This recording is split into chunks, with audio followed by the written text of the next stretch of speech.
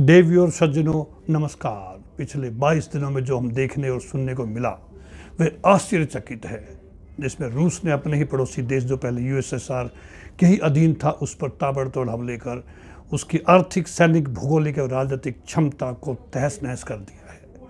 पूरा यूरोप तथा अमेरिका बार बार प्रतिबंधों की धमकियां देकर युद्ध रुकवाना चाहते हैं।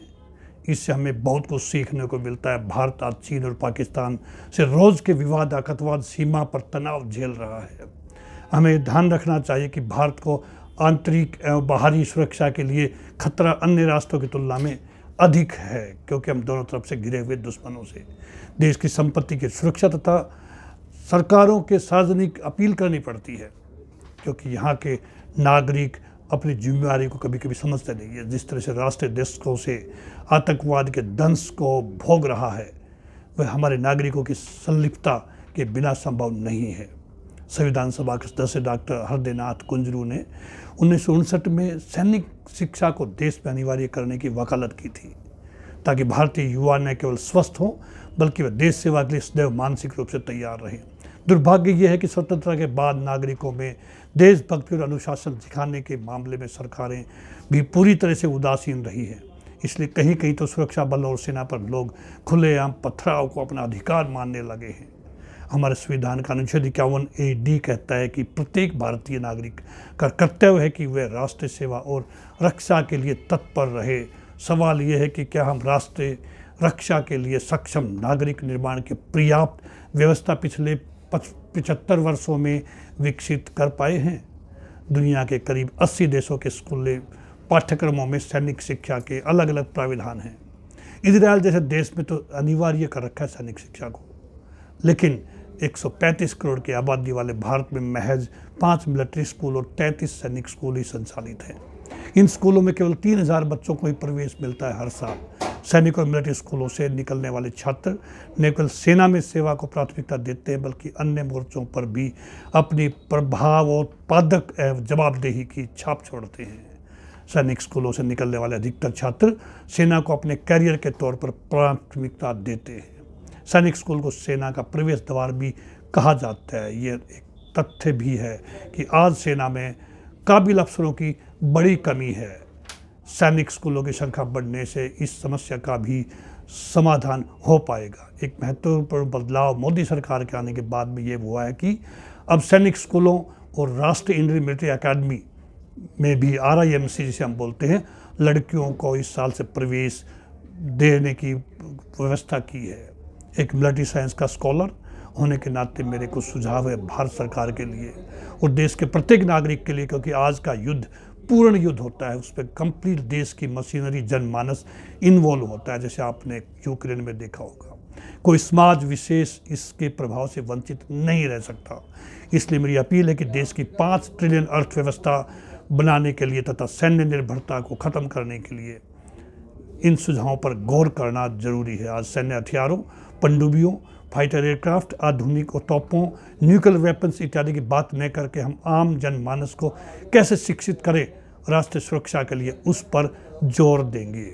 क्या करना चाहिए भारत को जिससे सामरिक शिक्षा या सैन्य शास्त्र का विकास हो सके, ताकि बाहरी सुरक्षा हम मजबूत कर सकें।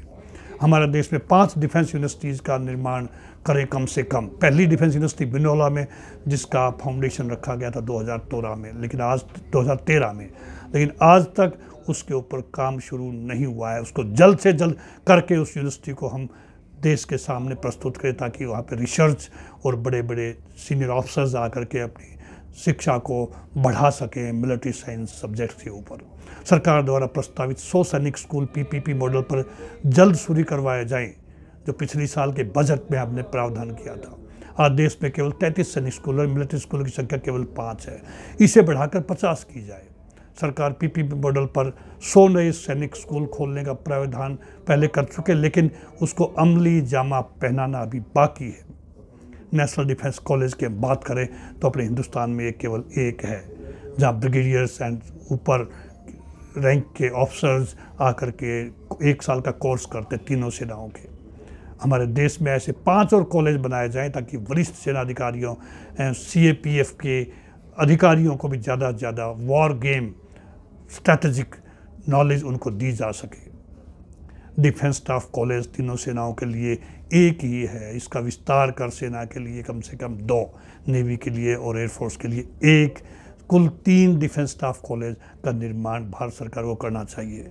सरकार खर्च करने के लिए यदि चाहती है तो कुछ केंद्रीय विद्यालयों को, यदि जिले में 2 केंद्रीय विद्यालय हैं तो एक को सैनिक स्कूल में तब्दील कर दिया जाए ताकि ज़्यादा से ज़्यादा बच्चे उसमें शिक्षित करवा सकें। नवोदय विद्यालयों में से भी कुछ को मिलिट्री स्कूल के अंदर तब्दील किया जाए ताकि वहाँ पे ज़्यादा से ज़्यादा युवाओं को सेना में जाने के लिए तैयार किया जा सके। कॉलेज स्कूल में एनसीसी का दायरा बढ़ाया जाए। आज बहुत लिमिटेड स्कूल कॉलेजेस में एनसीसी आज लागू है। मैं चाहता हूँ कि प्राइवेट कॉलेजेस में और स्कूल्स में भी इसको लागू किया जाए ताकि ज़्यादा से ज़्यादा युवाओं को, स्टूडेंट्स को इसमें शिक्षित कर सकें। राज्य पुलिस के स्टाफ को भी आर्मी ट्रेनिंग इंस्टीट्यूट्स में ओरिएंटेशन कोर्स के लिए भेजा जाए ताकि राज्य पुलिसिंग जॉब के अलावा वो राष्ट्रीय सुरक्षा के लिए भी काम कर सके, उसका महत्व का उनको आभास हो। IDS से हमारे हिंदुस्तान में एक institute for defence studies and analysis Delhi में है, राव तुलाराम मार्ग पे। ऐसी ऑटोनोमस संस्थाएं शुरू की जानी चाहिए ताकि सामरिक एवं सैन्य विज्ञान विषय पर शोध के लिए सामग्री उपलब्ध हो सके तथा मिलिट्री हिस्ट्री के विद्यार्थियों के लिए शोध की सुविधा मिल सके। मैं भी इसका पिछले 40 साल से एसोसिएट मेंबर हूँ। सभी राज्यों में IDSA की शाखाएं खोलकर मेट्रोपॉलिटन सिटीज़ में तो कम से कम हम कर ही सकते हैं जिससे ज़्यादा से ज़्यादा लोगों को लाभ पहुँच सके। हमारे देश में यूनाइटेड सर्विस इंस्टीट्यूट्स भी राव तुलाराम पार्क पे है, उसमें भी सीनियर अधिकारी वहाँ आकर के स्टडी करते हैं, रिटायर्ड भी और सर्विंग भी। ऐसी हमारी USI जिसे हम बोलते हैं, कंटोनमेंट में इसका विस्तार करके वहाँ भी मिलिट्री विज्ञान में रुचि रखने वाले लोगों को पंजीकरण करके सामरिक विषय के अध्ययन के लिए सामग्री उपलब्ध करवा सकें। मैं आगे बात करूँगा चुनाव आयोग की और उन राजनीतिक दलों की। चुनाव आयोग राजनीतिक दलों को आदेश जारी करे कि हर राजनीतिक दल जैसे भाजपा का RSS विंग है, कांग्रेस का भी अपना एक विंग है, इसके ऊपर सेवा दल, ऐसे हर राजनीतिक दल अपने दलों के अंदर ऐसे एक विंग का शुरुआत करे जो राष्ट्र निर्माण के लिए अनुशासन, देशभक्ति, राष्ट्रीय सुरक्षा पर प्रशिक्षण दिया जा सके ताकि 4th लाइन ऑफ वॉर हम तैयार कर सके, हमारी प्रिपरेशन वॉर के लिए और भी मजबूत हो सके। स्कूल एवं कॉलेज स्तर पर NSS के प्रशिक्षण का दायरा बढ़ा दिया जाए। उनको केवल सोशल सर्विस पे ही नहीं बल्कि हम कुछ समय निकाल करके उनको अच्छा नागरिक बनने के अलावा अच्छा रक्षक भी बनाने का हुनर सिखाएं। उनको भी वेपन ट्रेनिंग हम दे सकते हैं, उनमें भी अनुशासित स्पिरिट पैदा कर सकते हैं। राज्य होमगार्ड्स को भी उचित प्रशिक्षण देकर हम अपने रक्षात्मक दायरे को मजबूत कर सकते हैं। वो केवल आज सड़क पे ट्रैफिक मैनेजमेंट के लिए यूज होते हैं, क्यों न हम उनको भी ट्रेनिंग दे ताकि समय आने पर हम हर एक नागरिक से आह्वान राष्ट्रीय सुरक्षा के लिए कर सकते हैं। रूस और यूक्रेन के युद्ध से हमने सबक लिया है किसी दूसरे देश पर निर्भर होना कितना खतरनाक है। वो सिर्फ नाटो में अपनी मेंबरशिप के लिए उसका विचार था, उसी के ऊपर रशिया ने उसको कैसे आड़े हाथों लिया और नेटो कंट्रीज सारे के सारे देखते के देखते रह गए। यदि चीन के साथ हमारे संबंध कल खराब होते हैं और युद्ध की स्थिति आती है तो रूस तटस्थ भूमिका निभाएगा तथा अमेरिका हमसे भौगोलिक रूप से बहुत दूर है, कटा हुआ है। ऐसे में एक विकल्प बचता है, वो है अपने आप को युद्ध के लिए तैयार करना। मैं आपको बताना चाहूँगा भारत सरकार ने खासकर वेपन्स के लिए, अम्यूनिशंस के लिए आत्मनिर्भरता दिखाने के लिए हमने यहाँ पे काफ़ी कारखानों को बढ़ावा दिया है और आज भारत हथियारों को निर्यात कर रहा है। विवेकानंद फाउंडेशन एक इंस्टीट्यूट है चाणक्यपुरी में। ऐसी और NGO आगे आएँ जहाँ पे राष्ट्रीय आंतरिक और बाहरी सुरक्षा पर शोध हो सके तथा सरकार को राष्ट्रीय सुरक्षा से मुद्दों पर सलाह दे सके। विवेकानंद फाउंडेशन ने बहुत सराहनीय कार्य किया पिछले खासकर 7 साल में हमें देखने को मिला है। हमारी आज एक्सटर्नल पॉलिसी, हमारी आज डिफेंस पॉलिसी काफ़ी प्रभावित है उनके सुझावों से, उनके वहाँ पे जो शोध होता है उससे। हमारे जो NSA हैं डोवाल साहब, वो उसके डायरेक्टर रह चुके हैं, अब जनरल विद साहब उसके डायरेक्टर हैं। हमें अपनी मौजूदा सेना को मनोबल ऊपर रखने के लिए उनकी तनख्वाह तथा भत्तों में उचित वृद्धि करें। पूर्व सैनिकों के लिए OROP 1 रैंक 1 पेंशन में जो अनोमलीज हैं उनको जल्द से जल्द दूर करें तथा पूर्ण रूप से OROP को लागू करें, ताकि हमारे आज सेवारत जवान हैं उनका भरोसा देश की सरकार पर बढ़े, क्योंकि उन्होंने भी कल पूर्व सैनिक की अवस्था में प्रवेश करना है। मिलिट्री साइंस विषय चंद एक यूनिवर्सिटीज़ में है। मैं तो मेरठ यूनिवर्सिटी से मैंने मिलिट्री साइंस से ME किया था, इंदौर यूनिवर्सिटी मैंने PhD किया, क्योंकि बहुत सी यूनिवर्सिटीज़ में तो ये सब्जेक्ट है। ये है तो केवल ग्रेजुएशन लेवल पे है, पोस्ट ग्रेजुएट लेवल पे केवल 8 यूनिवर्सिटीज़ में ही मिलिट्री साइंस का सब्जेक्ट है। अगर हम बात करें रिसर्च की तो आज केवल 5 यूनिवर्सिटीज़ हैं जहाँ रिसर्च की सुविधा है इस सब्जेक्ट में, मिलिट्री साइंस सब्जेक्ट में।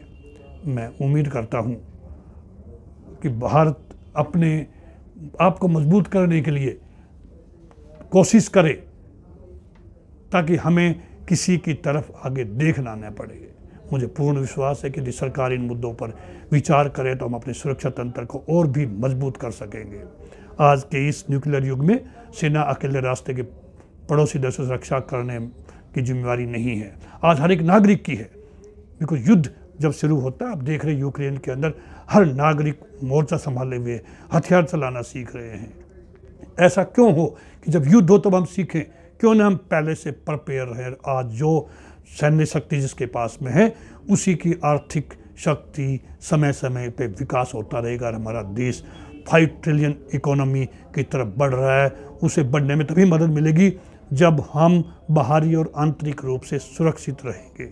इसलिए हर नागरिक प्रत्यक्ष और अप्रत्यक्ष रूप से अपनी भागीदारी निर्धारित करे देश की सुरक्षा के अंदर। जय हिंद।